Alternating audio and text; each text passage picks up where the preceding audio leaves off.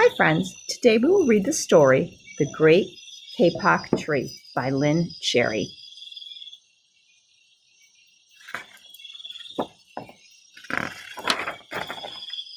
So, we begin this story by looking at a map of the world.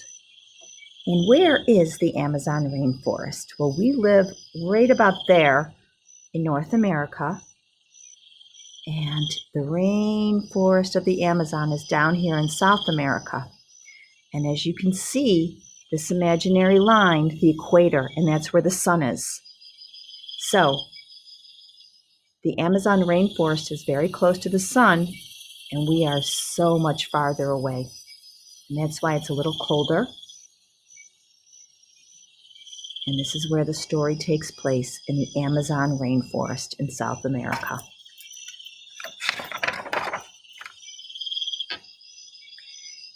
In the Amazon rainforest, it is always hot. And in that heat, everything grows and grows and grows. The tops of the trees in the rainforest are called the canopy. The canopy is a sunny place that touches the sky. The animals that live there like lots of light. Colorful parrots fly in the tree to tree.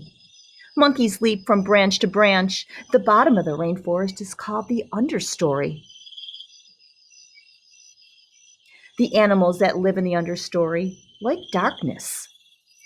There is silent snakes curl around hanging vines. Graceful jaguars watch and wait. And in this steamy environment, the great Kapock tree shoots up through the forest and emerges above the canopy. This is the story of the community of animals that live in one such tree in the rainforest, The Great Kapock Tree by Lynn Cherry. Two men walked into the rainforest. Moments before, the forest had been alive with the sounds of squawking birds and howling monkeys. Now, all was quiet as the creatures watched the two men and wondered why they had come. The larger man stopped and pointed to a great Kapock tree, and then he left. So we can see the men. Here's the great Kapock tree. The smaller man took the axe and carried and struck the trunk of the tree. Whack, whack, whack! The sounds of the blows rang through the forest. The wood of the tree was very hard. Chop, chop, chop. The man wiped off the sweat that ran down his face and neck. Whack, chop, whack, chop. Soon the man grew tired. He sat down to rest at the foot of the great Kapock tree. Before he knew it, the heat and hum of the forest had lulled him to sleep. A boa constrictor lived in the great Kapock tree. He slithered down its trunk to where the man was sleeping. He looked at the gash the axe had made in the tree. Then the huge snake slid very close to the man and hissed in his ear, "Señor, this tree is a tree of miracles. It is my home, where generations of my ancestors have lived. Do not chop it down."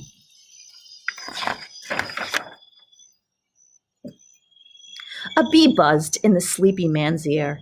"Señor, my hive is in this Kapock tree, and I fly from tree and flower to flower, collecting pollen. In this way, I pollinate the trees and flowers throughout the rainforest. You see, all living things depend on one another."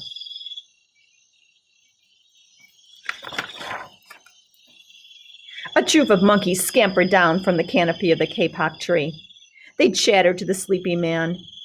"Señor, we have seen the way of man. You chop down one tree, then come back for another and another.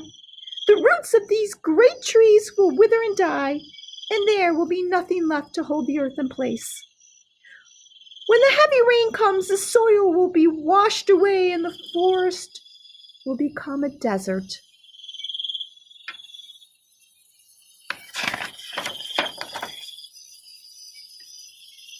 A toucan, a macaw, and a cock of the rock flew down from the canopy. "Senor!" squealed the toucan. "You must not cut down this tree! We have flown over the rainforest and seen what happens once you begin to chop down the tree. Many people settle on the land. They set fire to the clear, to the underbrush, and soon the forest disappears. Where once there was life and beauty, only black and smoldering ruins remain."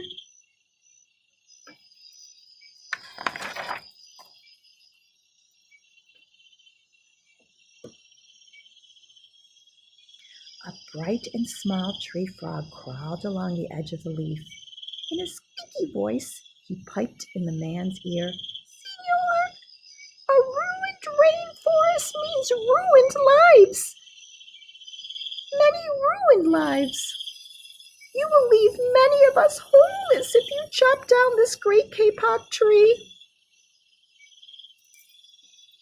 A jaguar had been sleeping along a branch in the middle of the tree.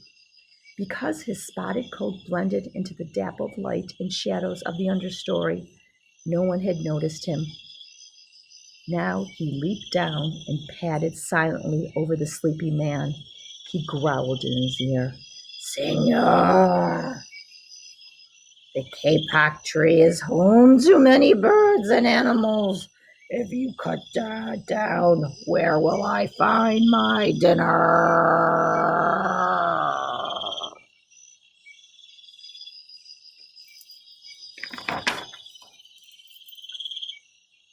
Four-tree porcupines swung down from branch to branch, whispering to the man, "Senor, do you know what we animals and humans need in order to live?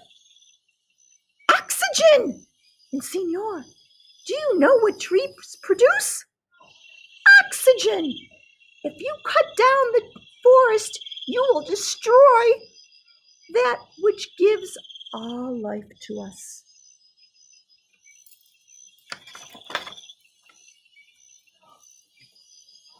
Several anteaters climbed down from the Kapock tree with their young clinging to their backs. The unstriped anteater said to the sleepy man, "Senor, you are chopping down this tree with no thought of the future.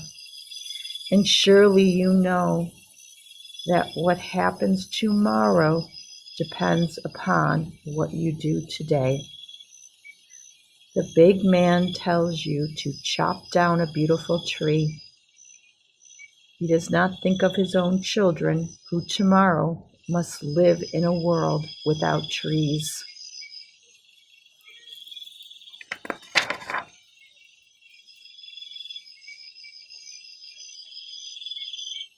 A three-toed sloth had begun climbing down from the canopy when the man first appeared. Only now did she reach the ground. Plodding ever so deeply over the sleeping man, she spoke in her deep and lazy voice, "Senor, how much is beauty worth? Can you live without it? If you destroy the beauty of the rainforest, on what would you feast your eyes?"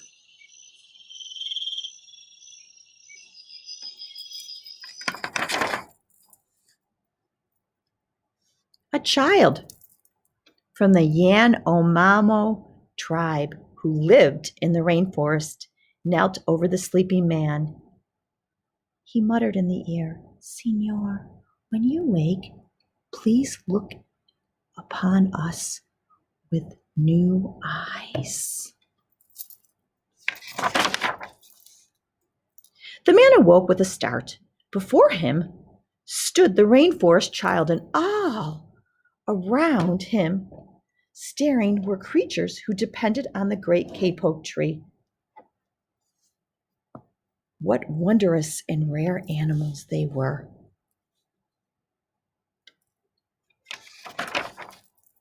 A man looked about and saw the sun streaming through the canopy. Spots of bright light glowed like jewels amidst the dark green forest.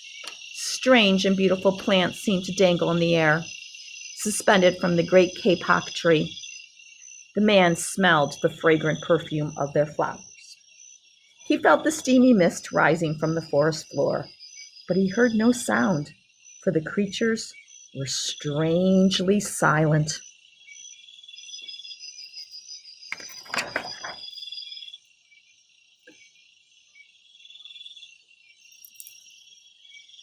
The man stood and picked up his axe. He swung back his arm as though to strike the tree. Suddenly he stopped. He turned and looked at the animals and the child.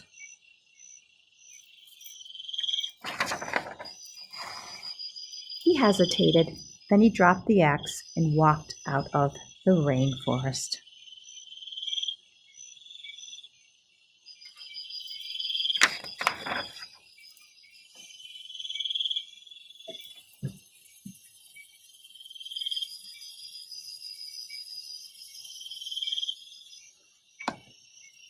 Here we have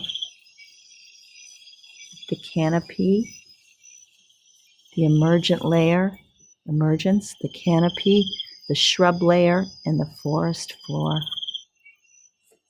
The animals that live in the top, the middle, and the bottom.